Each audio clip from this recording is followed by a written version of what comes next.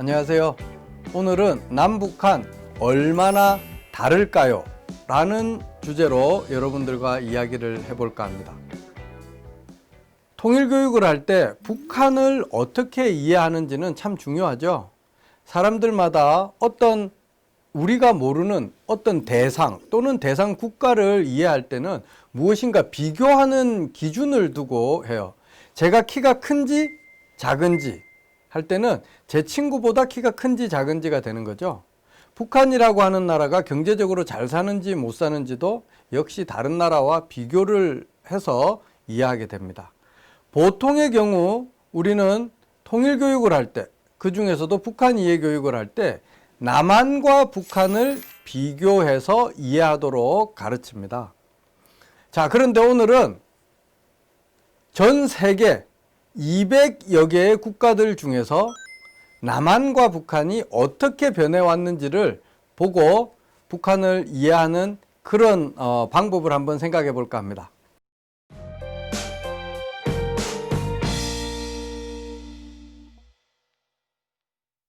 제가 오늘은 여러분들에게 아주 놀랍고 신기한 그런 웹사이트를 하나 소개할까 합니다.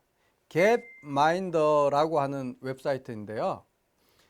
스웨덴의 통계학자인 한스 로슬링이라고 하는 사람이 있습니다. 그분이 개발한 통계 자료인데요. 이 통계 자료가 숫자가 많아서 굉장히 복잡하잖아요. 복잡한 통계 자료를 시각적으로 표현하고 사람들이 쉽게 이해할 수 있는 그런 툴입니다. 자, 그 웹사이트의 이름은 www.gapminder.org입니다.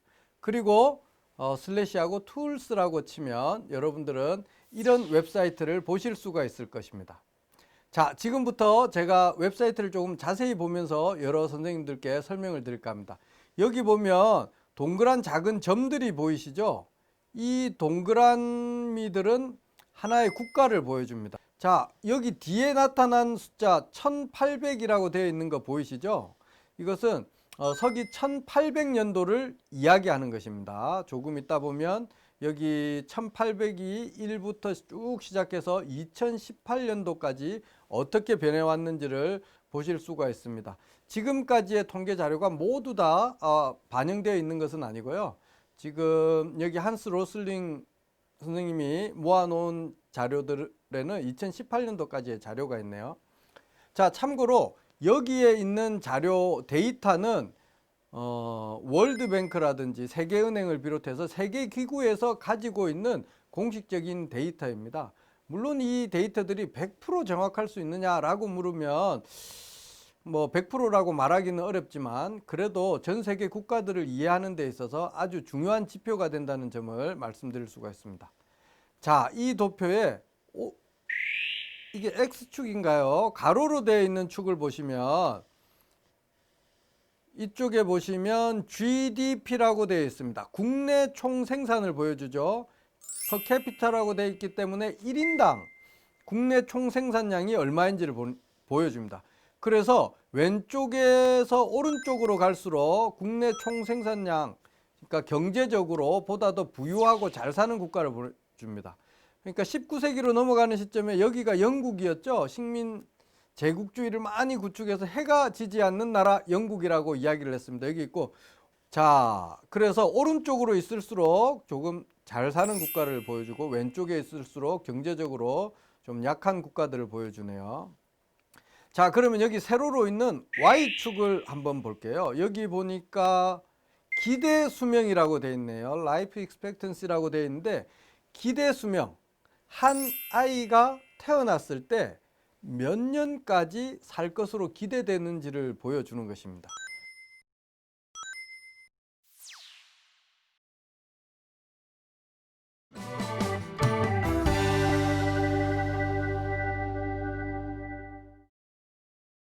이제 여러분들과 함께 전 세계 200개 국가들 중에서 남한과 북한은 지난 218년 동안 어떻게 변해왔는지, 그 과정에서 얼마나 비슷했고 얼마나 달라졌는지에 대해서 살펴보시도록 하겠습니다. 여기 국가를 지정하는 곳에서 제가 코리아라고 해보겠습니다.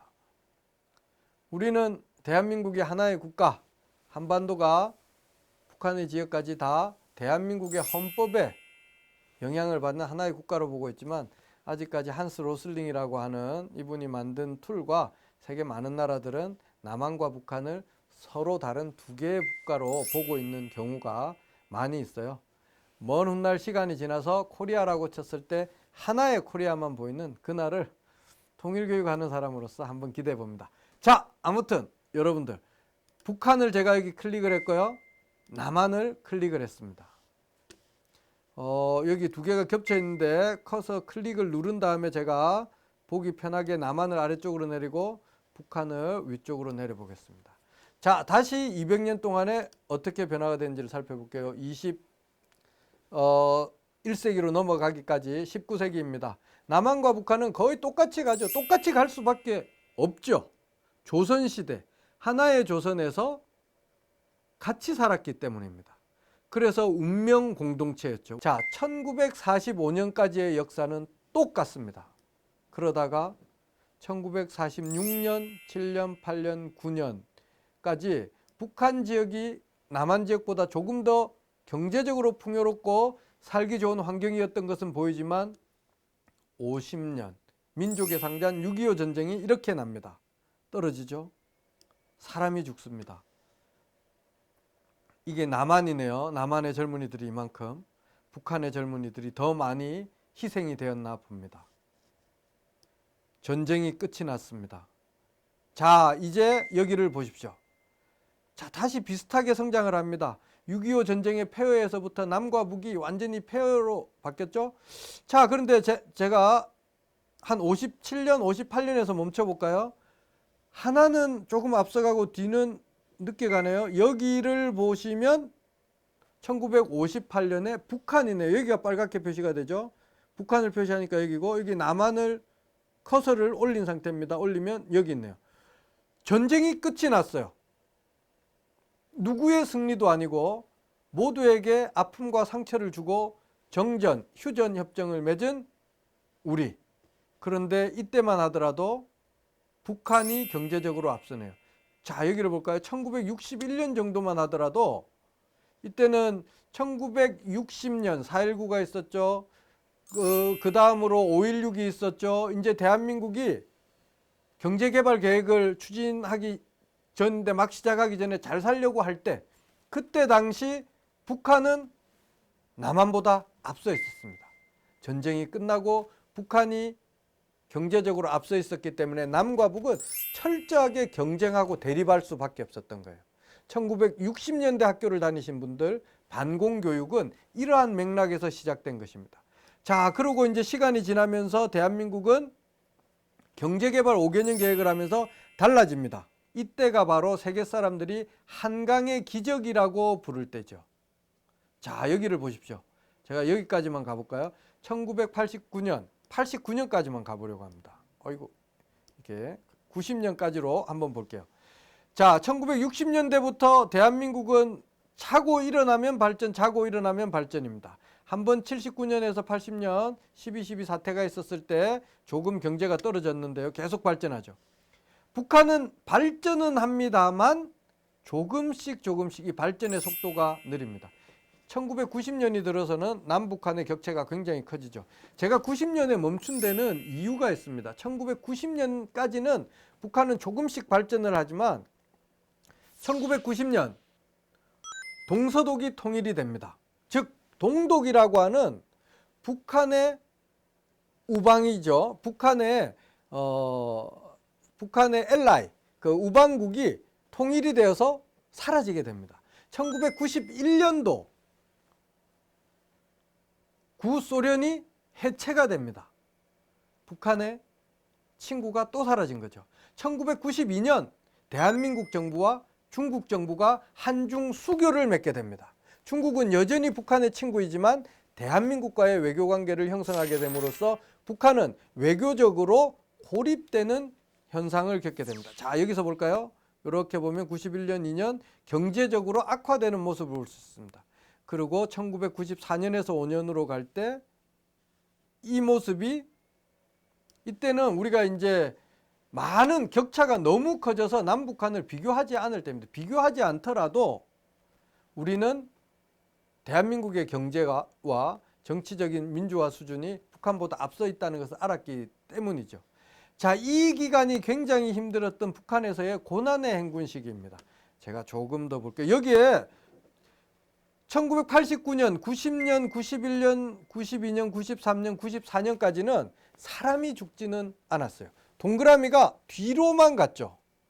경제가 힘들어졌습니다. 다른 국가들과 협력할 수 없었기 때문에. 그래도 동그라미는 떨어지지 않았어요. 사람이 죽지 않았다는 거거든요. 94년도부터 95년도에 뚝 하고 떨어지는 것입니다. 기대 수명이 과연 얼마나 떨어졌을까요? 71.6세에서 64.1세네요. 이것은 전쟁을 경험한 것과 같은 정도의 위기가 북한에 닥친 것입니다. 사람이 먹지 못해서 아사를 하는 그런 지역들이 있었다고 해요. 그만큼 그 당시 북한은 국가 위기 상황에 처해져 있었습니다. 자, 그러고 이렇게 볼까요? 2002년 대한민국에 무슨 일이 있었죠? 월드컵. 우리 국민 모두가 열광하고 전 세계가 대한민국을 바라볼 때 우리 북한을 잠깐 볼까요? 경제난, 시극한 경제난 속에 있었습니다. 사실은 21세기로 넘어오면서 북한과 남한은 경제적인 비교 대상이 되지 않았었죠. 자, 이렇게 되면서 북한은 고난의 행군에서는 벗어나게 됩니다. 그러면서 대한민국은 조금씩 더 잘 살게 되고 북한은 여러 가지 국제 상황상 현재 발전은 하고 있지만 과거와 같은 경제 수준으로까지는 발전하지 못한 상황입니다.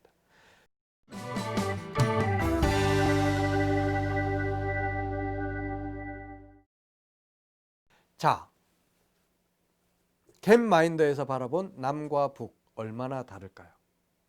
여기에서 멈추면 통일교육이 아닙니다. 남과 북은 이렇게 다르다로 이해할 것이 아니라 여러분들과 함께 한 가지만 꼭 짚고 나가야 되겠습니다. 이 한 가지는 아주 중요하다고 생각합니다. 제가 잠깐 북한을 이해할 때 남한과 비교하지 않고 북한 자체만으로 한번 살펴보고 싶습니다. 다시 여기에다가 북한을 한번 표시해 볼게요. 자, 이제 과거에 1800년부터 1954년까지의 이 어떻게 변해왔는지는 이제는 화면에서 보여주지 않고 1954년 정전협정이 지난 지 1년 이후에부터 북한이 어떻게 변해왔는지만 한번 살펴보겠습니다. 여기 아래쪽에 동그라미를 움직여 볼게요. 자, 어디와도 비교하지 않고 북한만 보시는 겁니다. 북한은 전쟁이 끝나고 조금씩 잘 살게 됩니다. 잘 산다는 것이 경제적인 발전은 그렇게 크게 오지 않지만 약간씩 오지만 삶의 환경이 좋아져서 기대 수명이 높아지는 것을 볼 수가 있죠. 1970년대입니다. 조금씩 지나면서 1970년대가 지나면서 경제적으로도 조금 나아집니다. 약간의 차이는 있지만 북한이라고 하는 국가는 1989년, 90년까지로 해볼게요. 6.25 전쟁이 끝나고 1953년, 54년부터 1990년까지 대한민국과 비교하면 북한은 그렇게 잘 사는 것은 아닙니다. 하지만 철저하게 닫혀있는 북한이라고 하는 사회 내부에 사는 사람들, 그 사람들의 관점에서 볼 때는 북한은 느리지만 조금씩 살기가 좋아졌던 거예요. 6.25 전쟁 때보다 좋아졌죠. 일제 식민지 치하 때보다도 좋았죠. 외부 세계에 열려 있지 않았기 때문에 사람들은 얼마나 못 사는지가 아니라 우리가 얼마나 잘 살게 되었는지 그런 생각을 하게 됩니다. 이때를 우리는 남한과 비교해서 참 힘든 북한이라고 보지만 북한 사람들 내부의 인식을 보게 되면 안정적인 발전이 있었던 때라고 볼 수가 있죠. 그리고 아까 이야기한 대로 90년, 91년, 92년, 93년, 94년까지 봅시다. 94년.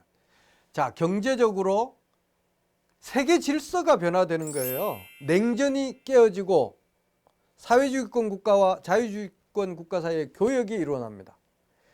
그렇게 되다 보니까 혼자 닫혀있던 북한이라고 하는 사회는 경제적으로 살기가 어렵게 되는 거예요.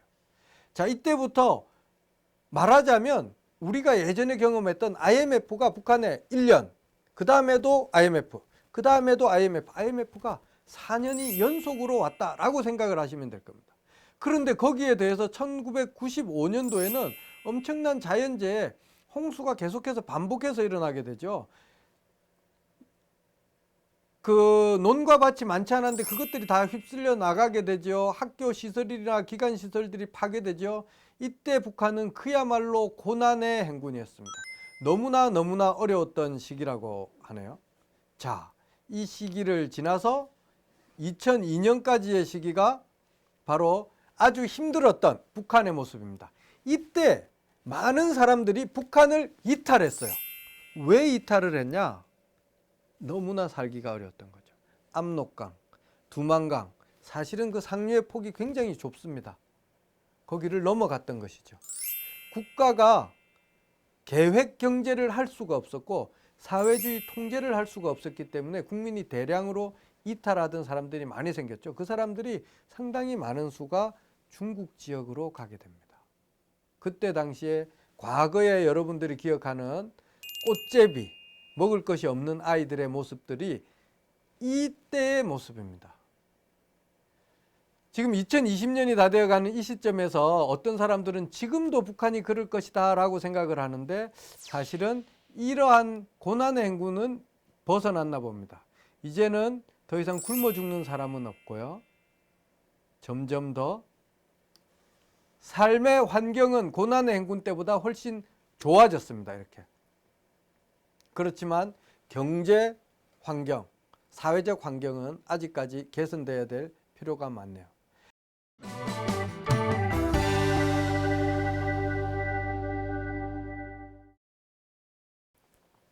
자, 제가 이 갭마인드를 가지고 여러분들과 함께 더 많은 이야기를 할 수가 있어요.